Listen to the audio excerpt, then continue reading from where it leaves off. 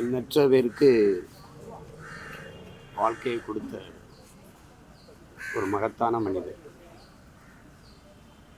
சொல்லுவோம் நம்ம வாழ வைத்த தெய்வம்னு. அப்படி பல பேரை வாழ வச்ச ஒரு தெய்வம் தான் அவர்.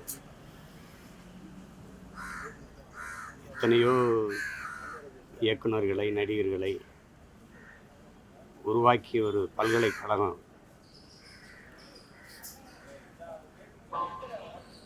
ஒரு பேரன்புக்காரர்.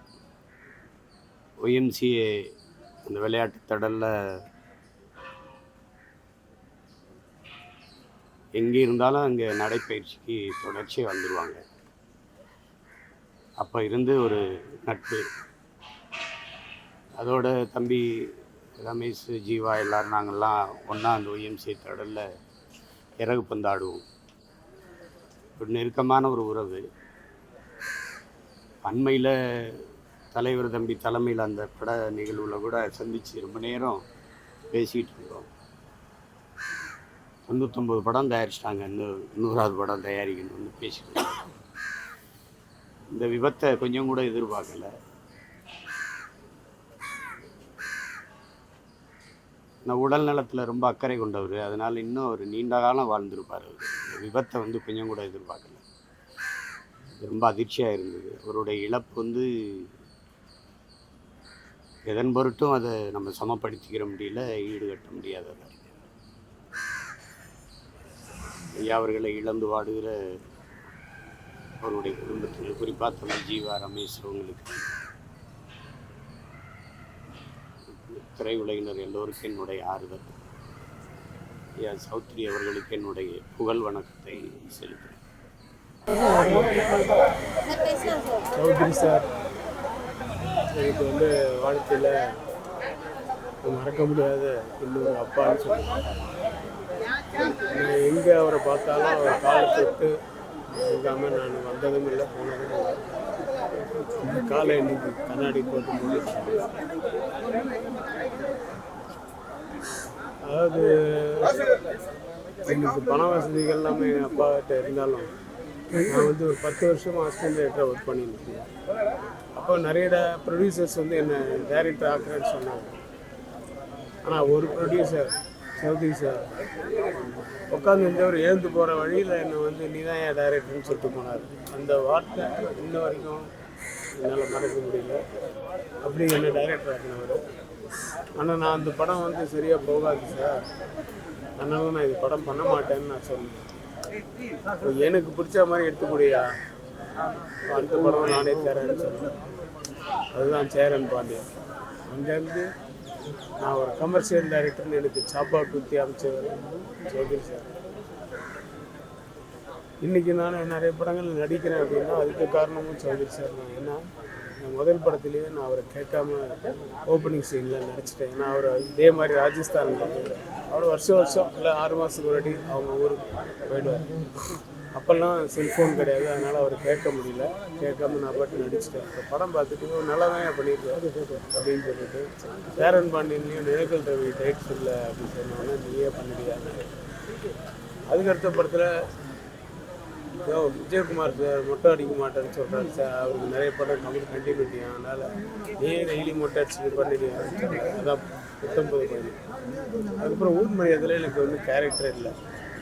சென்டிமெண்ட்டாக நீ ஏதாவது ஒரு ஷார்ட்டாவது வாயா அப்படின்னு. அதான் ஊர் மரியாதை ஒரே ஒரு சீனில் தயாரிக்க அது அப்படியே கண்டினியூ ஆகிடுச்சு. அப்புறம் ரஜினி சார்லேருந்து கமல் சார்லேருந்து எல்லாருமே நீங்கள் இந்த படத்தில் என்ன பண்ணுறீங்கன்னு கேட்குற அளவுக்கு ஜனங்கள்லாம் கேட்டதுனால அவங்களும் கேட்பாங்க. அவர் என்ன பண்ணுறாரு, தலை காமிப்பார் அப்படின்னு. ஸோ எனக்குள்ளே ஒரு நடிகன்றதுக்கான்றதும் அங்கீகாரம் பண்ணவர் அவர் தான். நான் ஒரு டைரக்டராக என்னை இது பண்ணவர் அவர் தான். அவர் இப்போ இப்படி அகால மரணம் அடைஞ்சது தான் ஏற்றுக்க முடியல. நைட்டில் இருந்து ஜீவா சொன்னாப்புல இப்போது 1 மணிக்கு என்கிட்ட பேசினார் சார். சிரிச்சு எனக்கு இங்கே கொடுத்த கன்னத்தை கொடுத்த முத்தம் கூட இன்னும் அப்படியே இருக்குது சார். அப்படி டெத்து ஏற்றுக்க முடியாத ஒரு மரணம், பெரிய இழப்பு. அவரை மாதிரி ஒரு தைரியமாக ஒருத்தர் இன்ட்ரடியூஸ் பண்ணுறதுலையும் ஒரு கதையை தேர்ந்தெடுக்கிறதுலையும் அவர் ப்ரொடியூஸ் பண்ணுறதுலையும் அவருக்கு இருக்கிற தைரியம் யாருக்குமே இருக்கல. எனக்கு தெரிஞ்சு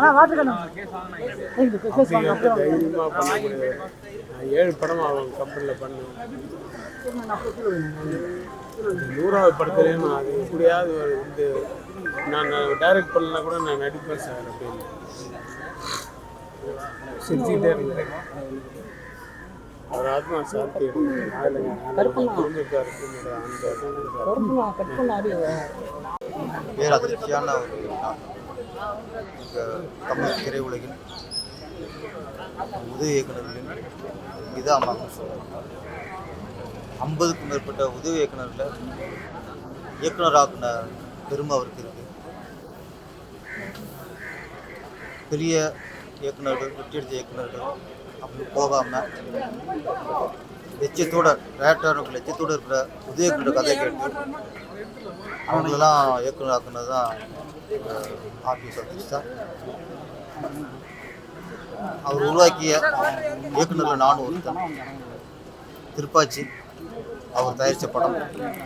அந்த படத்து மூலியமாக தான் என்ன ஒரு 5 வருஷமாக நான் திரையுலகில் போராட்டிக்கிட்டு இருந்தேன்.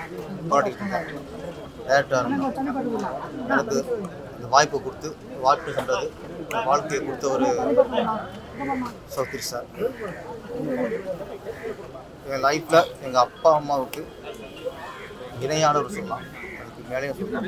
ஏன்னா நான் லட்சியத்தோடு இருக்கும்போது நான் ஒரு பொய்சா உள்ளவங்க எங்கள் அப்பா கூட எங்களை நம்பி ஒரு 2 லட்சம் 3 லட்சம் கொடுக்க மாட்டாங்க. எப்படி பண்ணுவேன், எப்படி சரியாக வரும், எப்படி லாபம் வரும், இல்லை கேள்வி கேட்டால் தான் ஒரு எந்த பையன்லையும் ஒரு அப்பா பே பண்ணுவாங்க. நான் என்கிட்ட ஒரு 2 மணி நேரம் கதையை கேட்டுட்டு பல கோடி இன்வெஸ்ட் பண்ணாங்க. இன்னைக்கு நான் வாழ்கிற வாழ்க்கை அவர் கொடுத்த வாழ்க்கை தான். அந்த கொடுத்த வாய்ப்பு தான் இன்றைக்கி ஒரு பேரரசன் ஒரு இயக்குனர் வாழ்றதுக்கு காரணம். எங்களுக்கெல்லாம் ஒரே ஒரு மிகப்பெரிய ஒரு வருத்தம் என்னென்னா, நிறைய பேர் லட்சியத்தை அவர் நிறைவேற்றினார். இயக்குனர் 50-60 இயக்குனரோட லட்சியத்தை நிறைவேற்றினார்.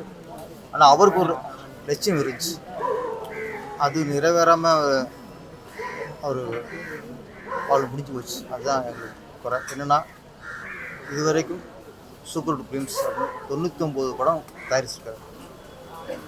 அடுத்த 100வது படத்தை சிறப்பாக பண்ணணும், ஒரு நிறைவாக பண்ணணும். ஒரு 2-3 வருஷமாகவே அவருடைய நோக்கம் இல்லாமல் 100வது படத்தை கரெக்டாக நல்ல படம் பண்ணணும். இதுதான் நிறைய அதுக்கான முயற்சியை பண்ணிகிட்டு இருந்தார். 99 100வது அவர் அந்த லட்சியம் நிறைவேறதுக்கு முன்னாடி அவர் காலம் முடிஞ்சு போச்சு. இருந்தாலும் பையன் இருக்காங்க, ஜீவா இருக்கார், ரமேஷ் இருக்கார், மூத்த பையன் சுரேஷ் இருக்கார்.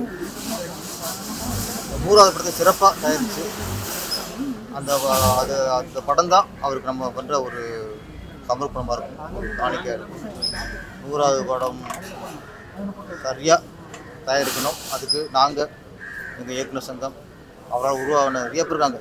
இன்றைக்கி எங்கள் இயக்குனர் சங்கத்தில் பாதி பேர் அவர் உருவாக்கின இயக்குனர். Vikram sir, S Ravikumar sir, Ezhil sir, Lingusamy sir, Ravi Mariya sir, இதில் நான்